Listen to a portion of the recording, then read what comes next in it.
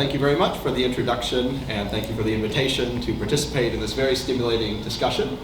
I actually wanted to raise an institutional point that is not often raised that I see here, and it's not the institutional points maybe that I have made with respect to some of the discussions that I've had with other colleagues here. And that is, I think that we have yet to fully appreciate the role in the collapse of the Soviet Union and in the consequences for Russia of one specific institutional feature of the late Soviet Union, and that is what I would call a specific design of ethno-federalism in what might be called a core ethnic region within this ethno-federal system. So that might be, you could call it an unbalanced federal system. And I'll say what I mean by that in a minute. And I think one result of this was that the deck was stacked strongly against Gorbachev for saving the USSR, but for reasons that I think are not often quite precisely understood. But this has major consequences for how politics developed in Russia and for its relationships with its neighbors. So again, to be quick here, because we don't have a whole lot of time, let me just make sure I keep track of time here. Ethno-federalism is simply a federal system of government where some of the regions, at least, of the regular federal system are designated for ethnic minorities, or at least implicitly and often explicitly. A core ethnic region refers to a situation in which one of those regions in the federation, doesn't have to be one designated to any particular ethnic group, is substantially larger than the others. Meaning that it either contains a majority of the population, and that might be just by a little bit, or maybe it doesn't constitute a majority of the population, but at least a plurality of substantial size. So the Russian Federation, for example, it would be one that contained at least 50% of the population of the USSR. Serbia and Yugoslavia had at least 20% more of the population than did the next largest republic in Yugoslavia, for example. And I'm defining ethno-federal state collapse as constituting as meaning basically either breakup of the country geographically along at least half of its ethno-federal lines, meaning that at least half of the federal units become independent states and the former central government is not able to retain them, or a long and bloody civil war. So I just use the criteria of a civil war that lasts at least 1 year and involves the effective collapse of central state institutions. So why does this matter? A core ethnic region, in this case, like the RSFSR was in the USSR, creates several dangerous incentives. One is that it can facilitate a situation of dual power, which, as anyone educated here knows, is fraught with potential for revolution. And effectively what this means is that the leader of this core region becomes the natural potential challenger to the leadership of the Union for anyone who is dissatisfied with that Union government. It becomes it has a focal point quality, and so sometimes these leaders can align of a core republic can align or bring in supporters from wide ranges of political tendencies, primarily not necessarily because they support the leader of the dominant region, like in this case Russia, but because they want to go after the Union government. They're not satisfied with the Union government. Secondly, a core ethnic region can threaten the sense of security of ethnic minority groups that have their own republics, because you have this gargantuan or potentially majority other ethnic region or republic that is going to be a very powerful voice for the articulation of the narrower concerns of that republic, not incorporating the interests of the ethnic minority regions that might actually be represented at the federal level. And finally, I think it creates a destabilizing set of incentives, because having a single region for, say you have a majority ethnic group. If there's one region that is primarily representative of that group and contains a majority of the population, it makes it easier somehow to imagine the possibility that there could exist a polity for this group separately from the empire or from the larger set of republics in the Union. So it makes a kind of a break with sort of an imperial sense of national identity more thinkable by providing a natural set of outlines along which a post-imperial or post-Union polity might look for the majority group. And conversely, so now let's imagine a situation in the case of the USSR, maybe just to take a very concrete example. Suppose you didn't have the RSFSR, and suppose instead that you had, say, 89 different regions, or 53 regions that are not ethnically minority regions, but with no overarching RSFSR structure representing them, no elected leader of this RSFSR.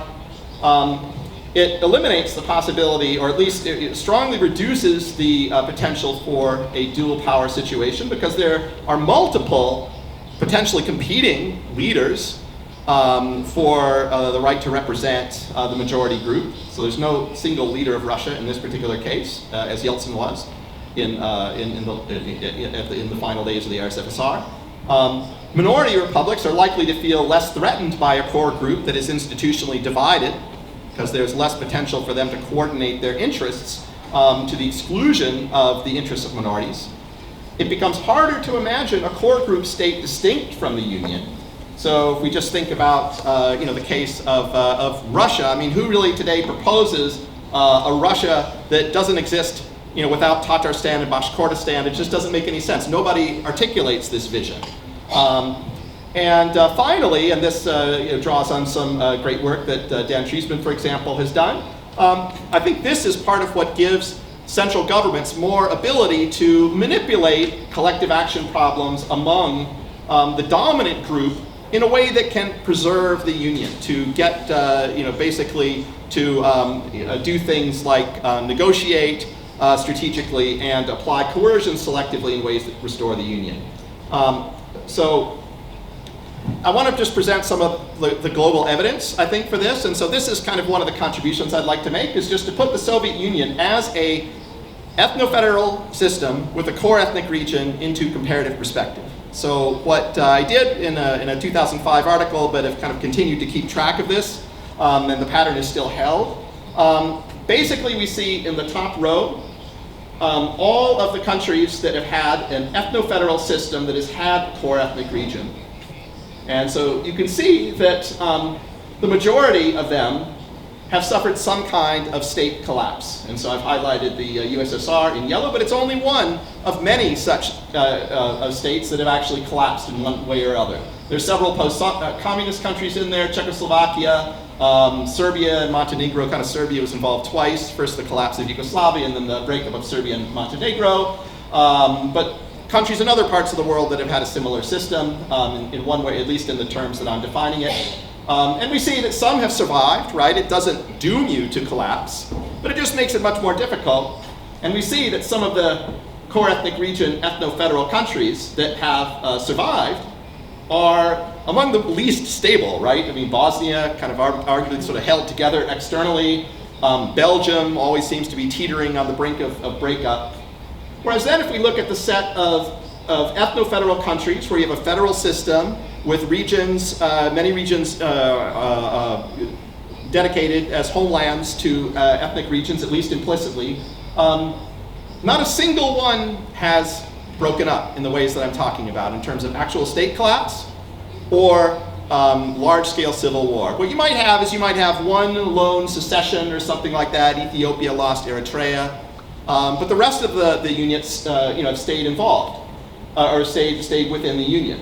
You have countries like India, right, which has a clear Hindu majority, but the Hindu majority is broken up into many states.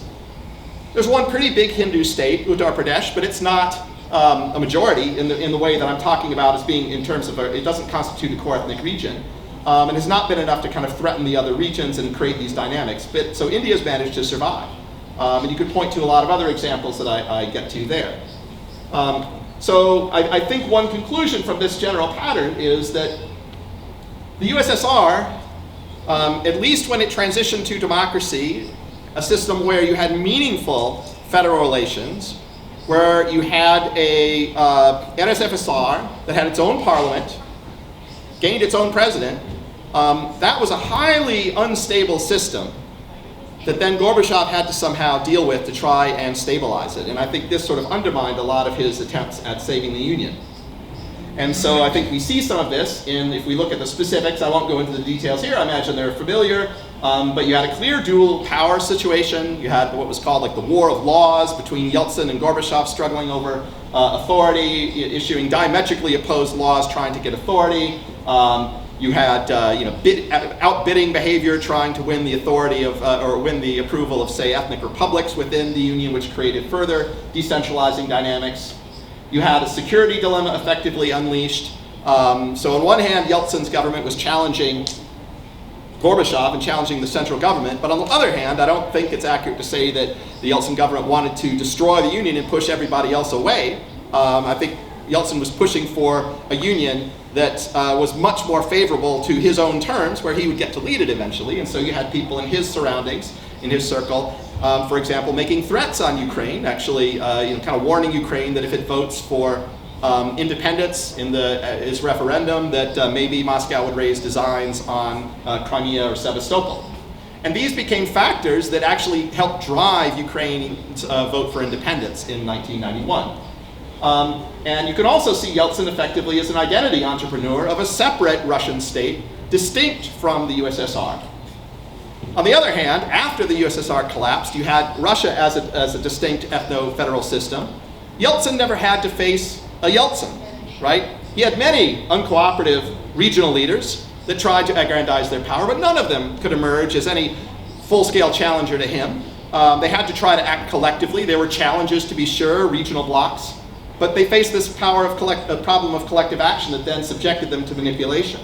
So Yeltsin was able to divide, conquer through payoffs, writing off federal taxes or establishing favorable bilateral treaties with individual regions without a significant backlash from the majority in order to save the Union. So what are some of the implications for post-Soviet Russia? In the interest of time, I'll just very briefly run over some ideas. One is that I think that it has left this lingering sense of core group grievance over territory in particular. I mean, this was most pronounced with respect to Crimea. I mean, I think that was primary, maybe the most acute case. But this has led to some conflictual relationships with neighbors. And at a minimum, what you can say is it's given grounds for certain groups of leaders to mobilize this sentiment, or try to, which have created tensions over the years. It's also created lingering suspicions, or facilitated them, from many other former republics that have complicated Russia's relationships with them. So, for example, threats early on from Ukraine are remembered in Ukraine, and I think that's one reason why a lot of people in Ukraine, even long before this crisis, remain very wary of Russia. I mean, there's a great quote from Leonid Kravchuk at the time, who said once that being in a federation with Russia is like sleeping next to an elephant. It's like you might like him now, but you don't know if he might roll over one day. And finally, I think that it was partly this, at least partly in Russia, this competition between the NSFSR leadership, the core republic, and the central government that helped spur the creation of presidencies. Presidentialism, certainly within Russia, the direct elected presidency was almost explicitly designed by Yeltsin to counter Soviet authority, to kind of concentrate authority, to push market reform, and to negotiate with the Union. That set him up in strong position to then take power from the parliament in 1993. But even in other former Soviet republics, they were effectively imitating Yeltsin, or not, I mean, a lot of them did it before Yeltsin, but creating presidencies, imitating Gorbachev really, to set themselves up in better position to renegotiate a union treaty or to push for independence. And so I also, elsewhere I've written, and I can talk about this in more detail if people are like, I think this is part of the root of why we get presidentialist constitutions and systems in the post-Soviet space. It set up presidencies that were then in position to take more and more power, to amend their own constitutions to aggrandize power, and that's led us into these cycles of authoritarianism, getting out of which the primary method has been through some kind of revolution. So when you get a mix where you get a presidency that's somehow weakened, especially through falling public support, and especially where there's some question about the dominant president still being around, the presidency becomes weakened, and there becomes much more room for supporters of the president to defect, mobilize opposition, and you get a revolution.